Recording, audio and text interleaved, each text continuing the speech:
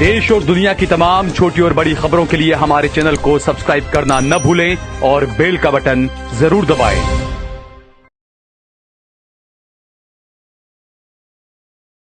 नमस्कार दोस्तों, स्वागत है आपका देश लाइव में और आपके साथ मैं हूं आशिका। दोस्तों, आज एक बार फिर से हम ऐसा मुद्दा लेकर आए हैं जिस पर बात करना जरूरी हो जाता है। तो आज की जो चर्चा है वो बेहद महत्वपूर्ण है।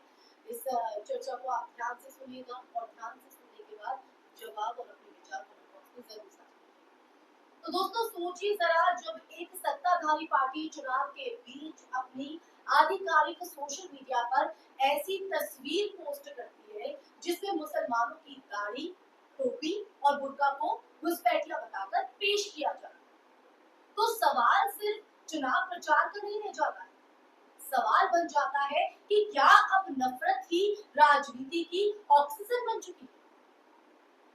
बीजेपी के इस कार्टून को आप तस्वीर में देखिए, आपके स्क्रीन पर कार्टून में कांग्रेस और आरजेडी को घुसपैठ एक्सप्रेस बताकर दिखाया गया है। देखिए, आपको नजर आ रहा होगा। और बस में बैठे तमाम जो पात्रों की शक्लें हैं और पहनावे साफ तौर पर मुस्लिम पहचान को दर्शाते हैं। यानी इस कार्टून को आप देखकर संदेश साफ तौर पर देख सकते हैं कि मुसलमान बराबर घुसपैठ है। और ये वही पार्टी है जो खुद को सबका साथ, सबका विकास का झंडा बरदार बता।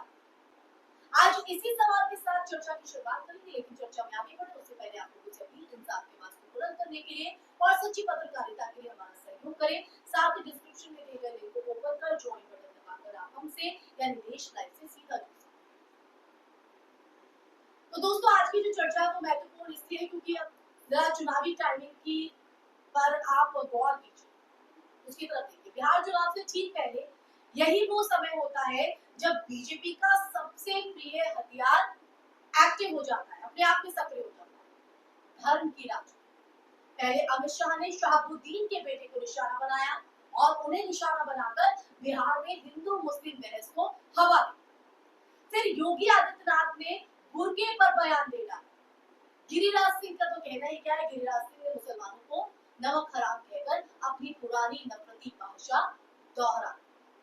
और अब बीजेपी के आधिकारिक अकाउंट से ऐसी तस्वीर पोस्ट की गई जो कि मैंने आपको शुरुआत में दिखाई है, जिसने चुनावी विमर्श को सीधा सांप्रदायिक बना दिया। क्या मैं गलत कह रही हूँ?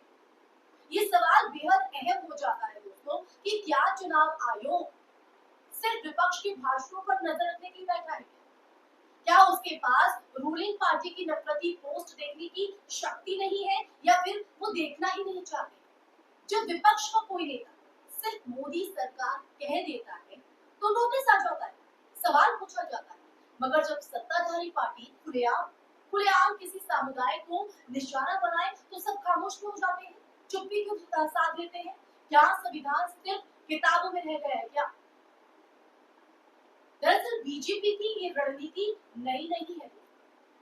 2014 से लेकर अब तक हर चुनाव में एक ही पैटर्न अपनाया है, एक ही पैटर्न। जब विकास की बातों में दम ना हो, जब बेरोजगारी, महंगाई, किसान संकट और शिक्षा जैसे ये तमाम बड़े मुद्दे जनता के सवाल बनने लग जाए, तब किसी ना किसी तरह हिंदू मुस्लिम की आग को फिर से सुलगा, ताकि जनता असली मुद्दों से गुमराह हो जाए। गुजरात से लेकर बंगाल तक और अब बिहार तक वही पुरानी जो पटकथा है दोहराई जाती है। डर पैदा करो और वोट।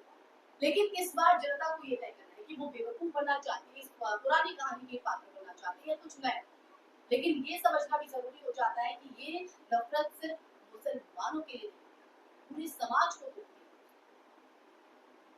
इस तरह की प्रचार सामग्री का एक मनोवैज्ञानिक असर होता है, लोगों की मानसिकता पर प्रभाव डालता है। ये समाज के बीच अविश्वास की जो दीवारें हैं वो खड़ी करते हैं, एक तरफ को दुश्मन के रूप में स्थापित करती है और लोकतंत्र की आत्मा को खोखला करती है। जब बच्चे कार्टून में, आप समझ रहे हैं, जब बच्चे कार्टून में मुसलमान को घुसपैठिया के रूप में देखते हैं तो ये स्टीरियोटाइप आने वाली पीढ़ियों तक जहर घोलता है।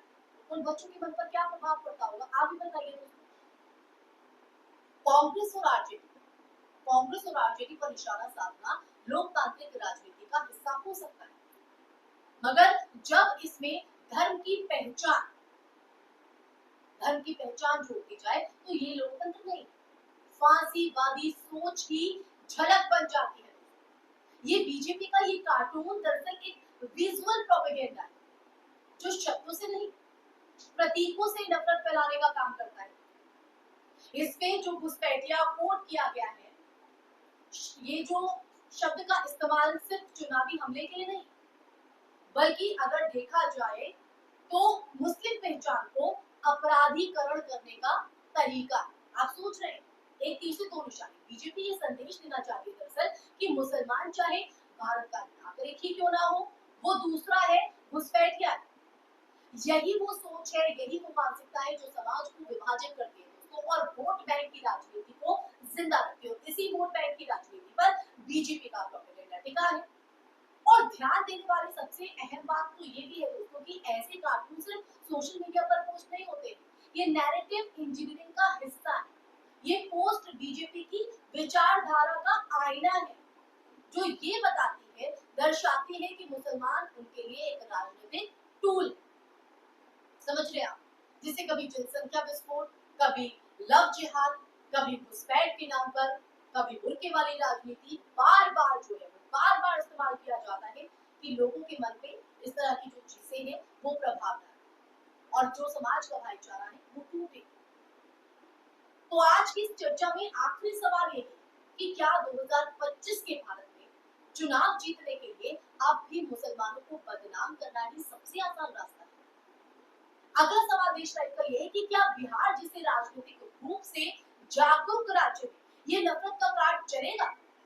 लोकतंत्र तभी मजबूत होगा दोस्तों जब लोग ये समझे कि किसी धर्म को निशाना बनाकर वोट बटोरे जाने की हर कोशिश लोकतंत्र की जड़ों पर एक वार, केवल एक पोस्ट नहीं।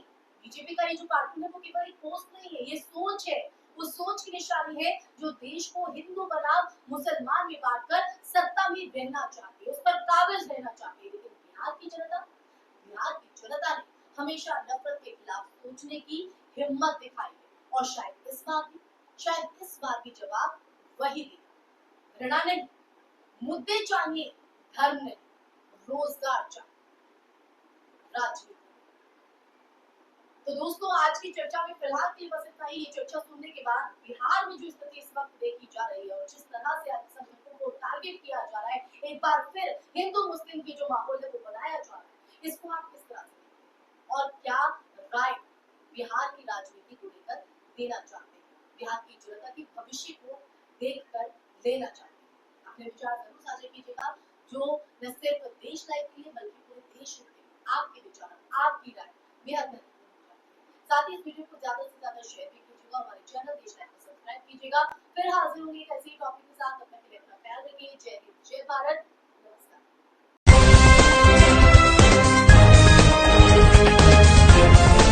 देश और दुनिया की तमाम छोटी और बड़ी खबरों के लिए हमारे चैनल को सब्सक्राइब करना न भूलें और बेल का बटन जरूर दबाएं।